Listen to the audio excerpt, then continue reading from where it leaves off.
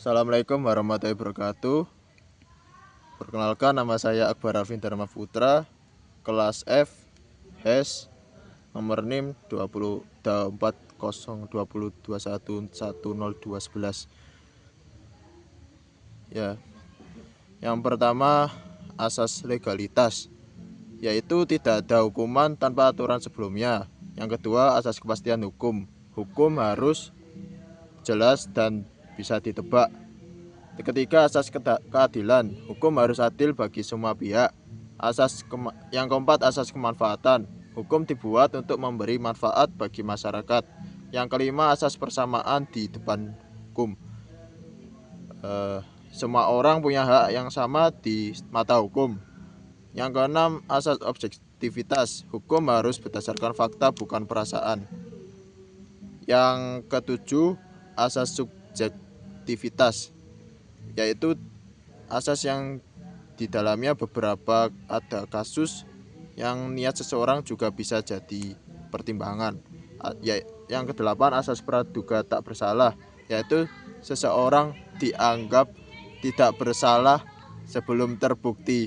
Yang kesembilan asas ius curiae novit, yaitu hakim dianggap tahu hukum jadi harus aktif menerapkan hukum. Yang kesepuluh asas retroaktif, yaitu hukum tidak berlaku ke belakang kecuali untuk kejahatan HAM berat. Yang ke-11 asas non-diskriminatif, yaitu hukum tidak boleh membeda-bedakan. Yang ke-12 asas perlindungan terhadap HAM atau hak asasi manusia, yaitu hukum melindungi hak manusia. Yang ke-13 asas hukum tidak boleh diabaikan, yang artinya siapapun harus taat hukum. Yang ke-14 asas itikat baik, yaitu setiap perbuatan hukum harus dilakukan dengan niat baik.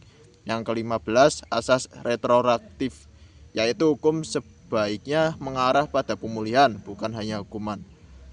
Terima kasih. Semoga mohon maaf. Terus yang terakhir yaitu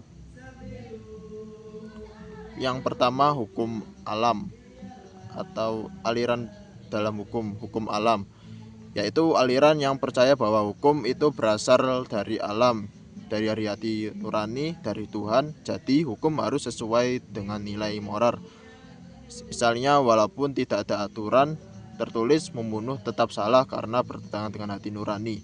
Yang kedua positivisme hukum, yaitu positivisme melihat hukum hanya sebagai aturan yang dibuat oleh negara, yang dianggap hukum itu ya yang tertulis di undang-undang walaupun mungkin tidak sesuai moral.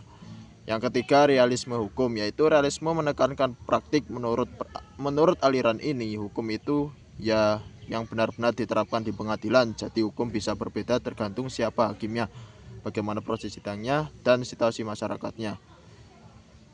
Dan berikut kaidah-kaidah hukum, yaitu seperti kaidah hukum ini adalah aturan yang dibuat negara sifatnya memaksa. Jikalau dilanggar ada sanksi tegas seperti denda atau penjara. Yang kedua kaidah susila, yaitu yang bersumber dari nilai nurani dan nilai-nilai moral, misalnya jangan berbohong, jujur, dan setia. Yang ketiga kaidah kesopanan, yaitu aturan tentang cara berperilaku dalam masyarakat, misalnya tidak memotong pembicaraan, memberi salam sopan santun. Sanksinya bukan hukuman, tetapi biasanya berupa celaan atau dijauhi orang. Terima kasih atas perhatiannya. Mohon maaf. Wassalamualaikum warahmatullahi wabarakatuh.